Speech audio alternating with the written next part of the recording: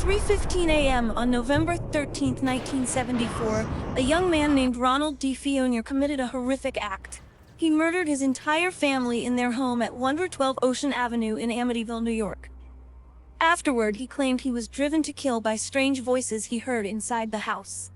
1 year later, George and Kathy Lutz, along with Kathy's 3 children, Billy, Michael, and Chelsea, move into the same house, unaware of its dark past.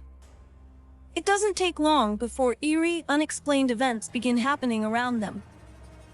Chelsea, the youngest, starts talking to an invisible friend named Jody, a name that belonged to one of the DeFeo children who was killed. Things get stranger when George and Kathy go out for the night and hire a babysitter named Lisa to watch the kids.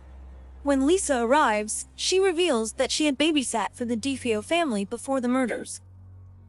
As she tells the children about what happened in the house, Billy dares her to go into the closet, the same one where Jody was killed. Lisa agrees, but gets trapped inside. To her horror, she comes face to face with Jody's ghost. Shocked, she's rushed to the hospital, where she tells Kathy she saw Jody in the house. Meanwhile, George's behavior begins to change drastically. He becomes angry, abusive, and distant, especially toward Kathy's children. Late one night, he hears the family dog Harry barking at the boathouse. In a possessed state, George grabs an axe and kills the dog, mistaking it for something evil. The next morning, the children search for Harry, unaware of what George has done. Desperate for help, Kathy calls Father Calloway, a priest, to bless the house and ward off the evil spirits. However, the priest himself is terrified by the haunting and flees the house.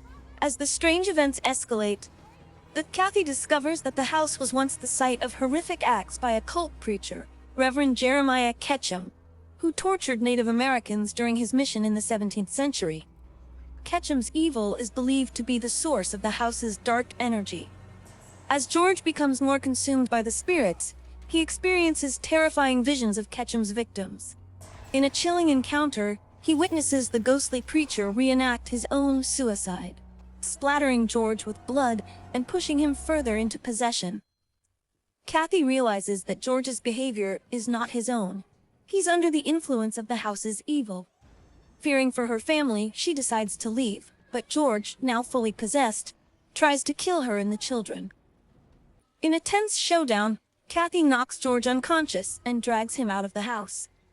Once they are far from the house, George snaps out of the possession and the family makes their escape.